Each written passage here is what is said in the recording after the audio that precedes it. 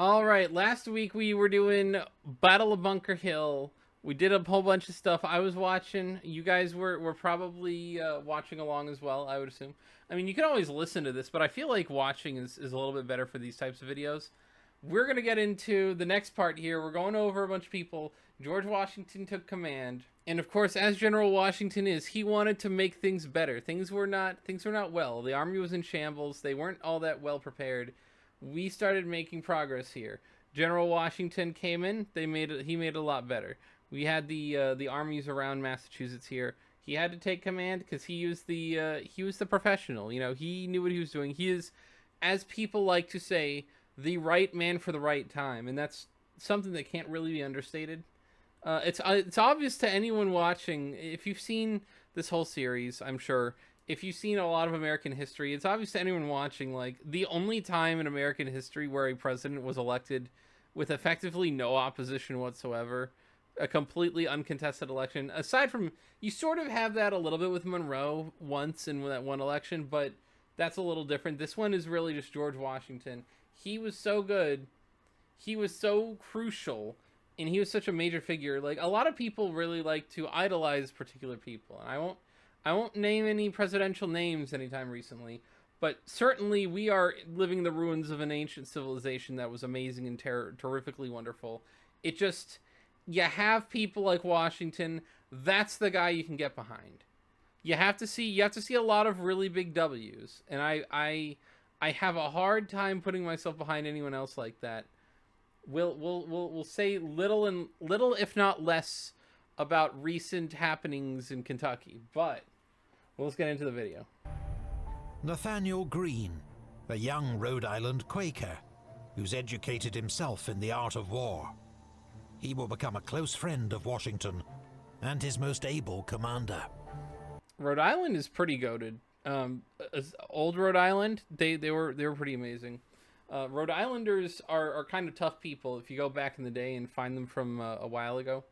I don't know about modern Rhode Islanders, but this was kind of a thing. Like, if you were a good and tough Rhode Islander, you could make it anywhere in America, I think.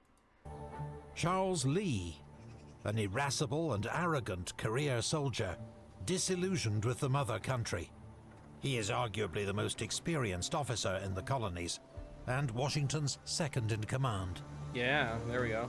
Israel Putnam, a veteran soldier from Connecticut, nicknamed Old Put. He served with distinction in the French and Indian War, and more recently at Bunker Hill.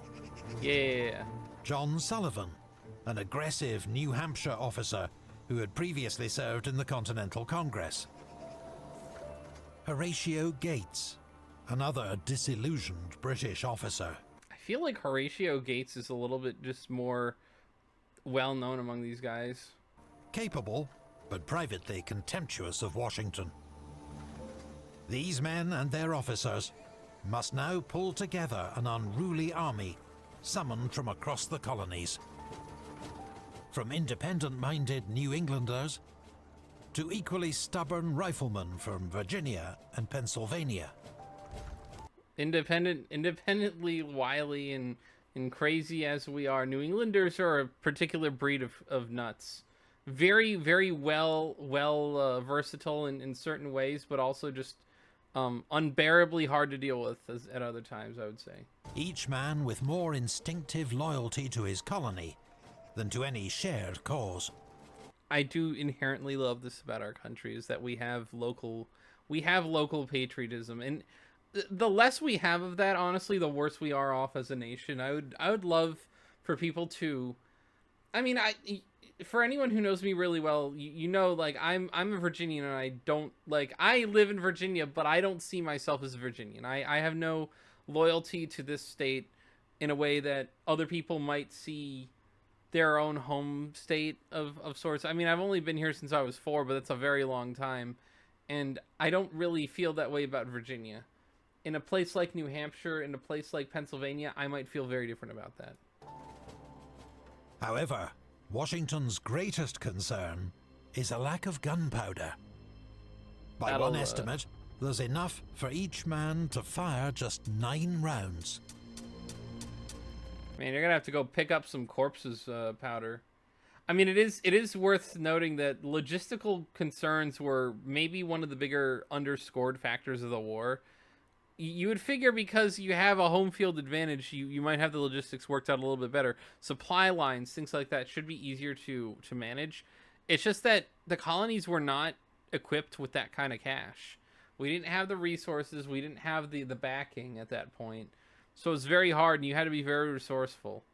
People now don't quite understand that sometimes, but you have to be just as absolutely resourceful as you can in times like that. This, together with the challenges of supply and discipline, means he can do little more than hold the fortifications around Boston. Fortunately for the Continental Army, the British have problems of their own. Boston is riddled with smallpox. Yep. Most British soldiers have been inoculated or exposed to the disease, though some still fall sick. Bostonians themselves suffer much more greatly. Of greater concern, now they are bottled up in Boston, is that British supply lines now stretch more than 3,000 miles back across the Atlantic to Britain. It'll take you like 10 to 20 business days. Have fun with that. I mean, that the supply line issue is a real issue. That's what almost anyone will tell you in wars. If you cut off your enemy's supply line, they're really kind of at the mercy of time. And I don't think the British had enough. Honestly, again, trying to impose yourself that far away, very hard to do. Even when you're the best, it's sometimes hard to do. British ships are now vulnerable to American privateers and the first vessels of a fledgling continental navy. John Paul Jones. John Paul Jones. The supply situation in Boston becomes critical, with starvation a growing fear. That the British find themselves in this predicament is widely blamed on General Gage's leadership. He is recalled to London. Scapegoat. This would have happened with anybody. I don't think it was just Gage. I mean, maybe I wasn't there, but I think this would have happened in any circumstance with almost anyone. You would have had to have someone very exceptional to deal with these problems ahead of time. You would have just had to know what supplies to even order beforehand. You would have to know how to measure your response months, maybe at least weeks in advance, to be able to get the recruitment, the fresh troops, all that stuff from your own home country. You're going to ship all that in. How do you know what to order? How do you know how to make it seem like you need it? How do you do all that? Because you're not... America, they can just... In a week, they'll have everything they need. Britain will take like half a month or more. And command passes to General William Howe. But under the present circumstances, there is little he can do exactly to change British fortunes.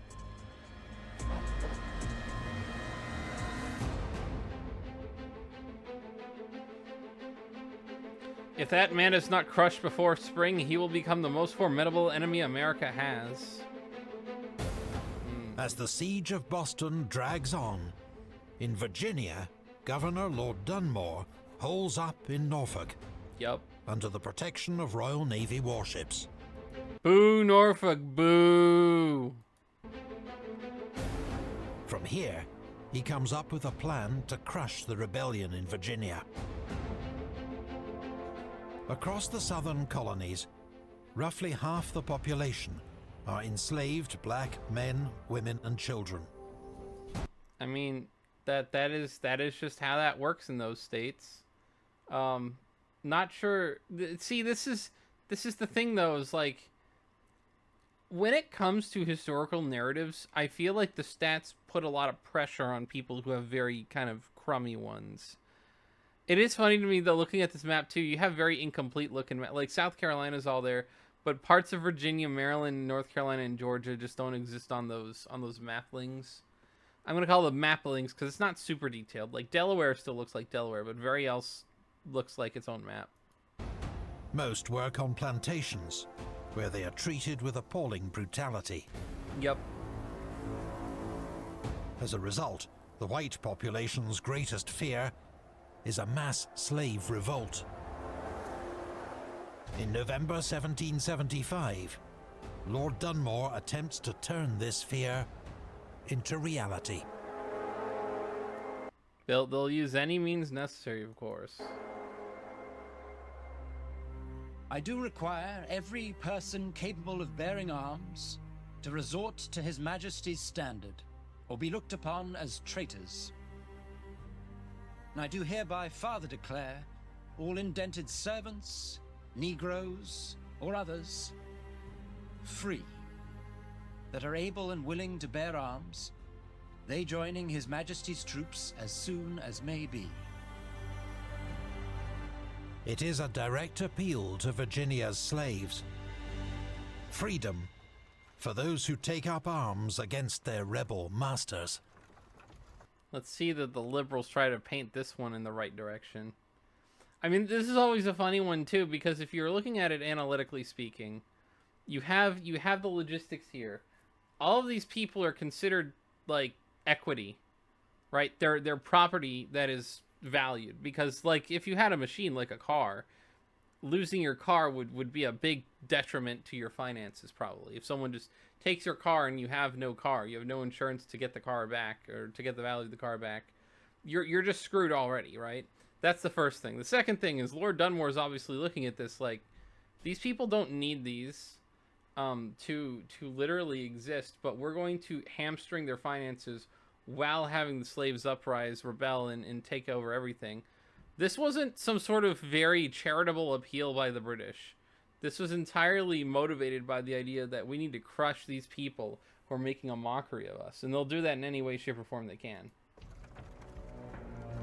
Nothing could be more incendiary.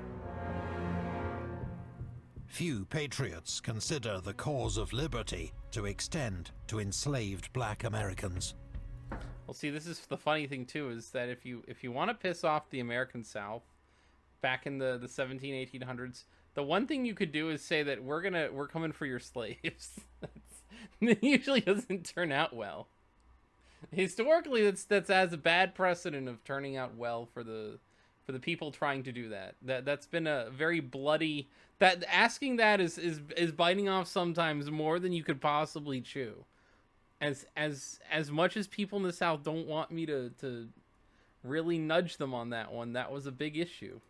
And in the South, Dunmore's proclamation threatens the destruction of the entire economy and society itself.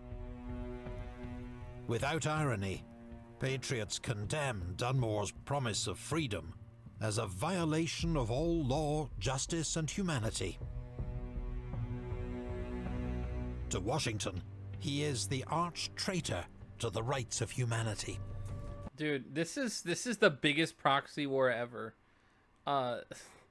Washington was not a Northern American patriot, but he was still an American patriot nonetheless. The big proxy is, hey, we're going to use the fact that this situation exists to our advantage. That's what both Washington and Dunmore are saying to themselves. Dunmore is saying, hey, why don't you liberate yourselves by destroying these people that I don't like? And Washington's saying, hey, you know that these people who are trying to liberate your slaves, they're the traitors to the rights you have. They're saying, well, we're taxing the merchants up in Massachusetts. That's not a very big deal to the South. The South still has all these big supply lines and trade that they do with the rest of the European world. And well, now they're actually coming to take all your slaves. Have fun. And so this creates a funny little like morally weird proxy war where you have people who should not be enslaved morally. If you believe in God the way that I do, the way that many people do, you would assume that these people should not be enslaved. However, if you're a Southerner, if you're a Southerner at the time, maybe you're just saying like, hey, that's my bread and butter you're trying to grab at. Don't do that. That's not cool. It is weird how these things work.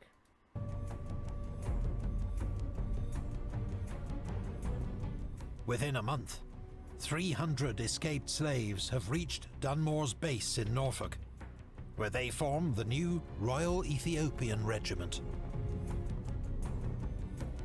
Thousands more will seek freedom behind the British lines before the war is over.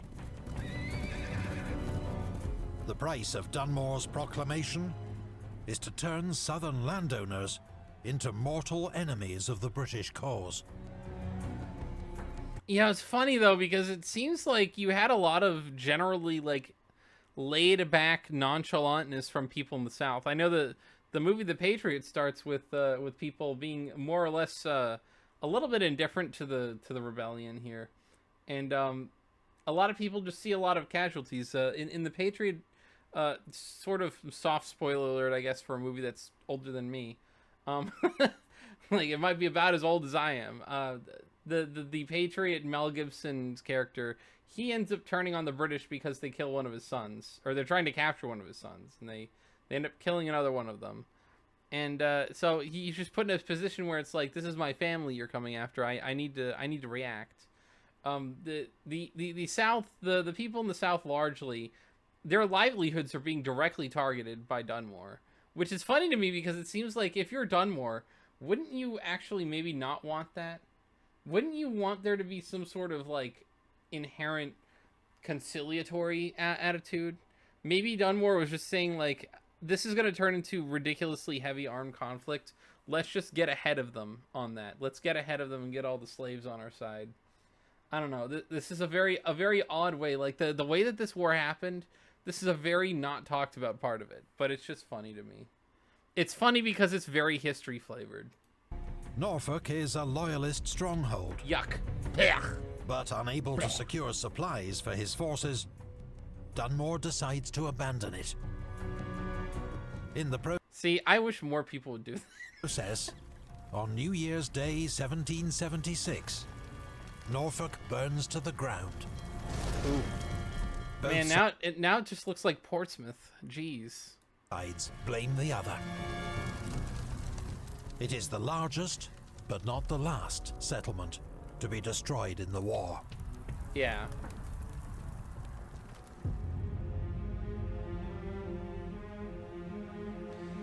I pity our good general who has a greater burden on his shoulders and more difficulties to struggle with than I think should fall to the share of so good a man. That winter, the standoff continues at Boston. I mean, it does suck for General Washington, but I'm sure that after looking at it from a historical perspective, he's probably very happy that he went through all this. With conditions deteriorating for both sides. Life in the American camp is miserable. We have suffered prodigiously for want of wood. Many regiments have been obliged to eat their provisions raw for want of firing to cook. And notwithstanding, we have burned up all the fences and cut down all the trees for a mile around the camp. We need some fire. Our suffering has been inconceivable. Weird how this video is like, well, in Norfolk they burned everything down, and up in New England it was too cold, they didn't have fire to cook their meat.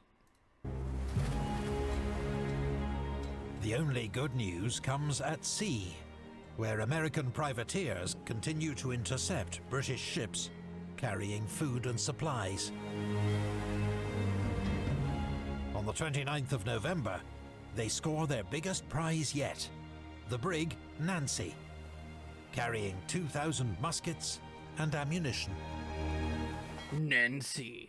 You see John Redcorn standing off the distance. Oh boy. But Washington faces another looming crisis. Most of his men have signed up to fight only until the end of 1775. Yup. And given the conditions, few plan to stay any longer. December brings heavy snow and the expiry of the first enlistments. Despite the pleading, threats, and curses of their officers, almost half of Washington's men pack up and march for home. They take with them not only their muskets and equipment, but their hard-won experience. And this is the funny thing though. This is a bit bright. You have too many of these situations where we need the money, and we don't have the money. But if you keep going with us, we'll give you whatever we can. And sometimes it's a very hard proposition. These people were not in pleasant conditions, to put it lightly. I've heard a lot of stories about Valley Forge. I've heard a lot of stories about just some of these wintertime warfare things. And this is just the kind of situation where, like, you're here for free now. You're a volunteer soldier. Ain't nobody wanting to do that. You couldn't pay some people enough money to go be a soldier now. Imagine trying to do it pro bono, or at least with the idea that you might get something in return. And the eventual fallout of that is a little bit iffy. But you don't like it. You don't like to see it. It's an L. You don't want to lose all that experience and all those men. But I can't really blame them that much. That sitting there, staying in shape, keeping ready to fight the British, completely cold, hungry, eating raw meat, what little of it you do have, and just kind of sitting there miserable and cold and sniffly for a long time. That's probably not pleasant. And doing that with free of charge at that point, if your enlistment rolls out and you don't have the money to get re-enlisted. Right? I mean, obviously the people who stayed, if they weren't dead, they saw something come of it. But Washington is distraught. By January 1776, his force has been reduced to less than half its summer peak. There are now just 9,000 men under his command. That's enough for Usopp. But General Howe's forces are not in much better shape. The British are even considering evacuating Boston. Then, later that month, shocking news arrives in the American camp, carried in pamphlets and letters. King George III has addressed Parliament on the subject of America. From the King's own lips, the Patriots hear their cause condemned as a desperate conspiracy, whose ideas are repugnant to the true constitution of the colonies. He lays all blame for the conflict on the Americans. He promises an overwhelming military response. In that moment, the Patriots' last lingering hopes of reconciliation die. Yep. To Americans like General Nathaniel Greene, it's nothing short of betrayal. Heaven hath decreed that tottering empire Britain to irretrievable ruin.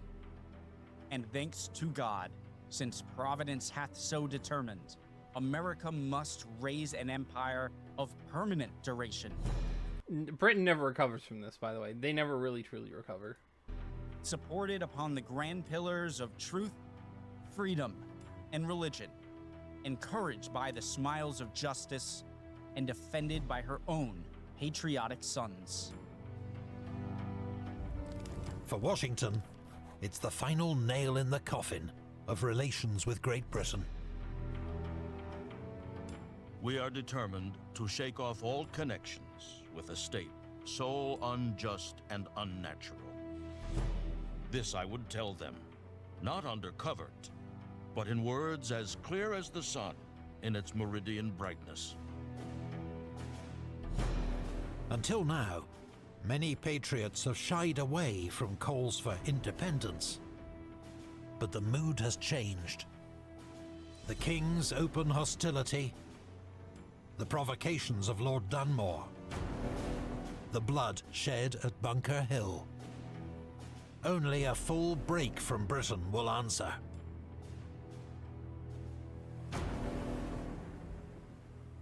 But Britain is preparing to fight back.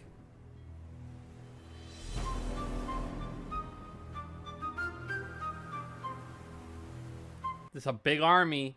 The king's not happy, so the king is sending all of his men. and that's not going to be good. Not going to be, again, one of the most miserable wars for both sides. Everyone loses except for when America finally holds them off long enough just to win.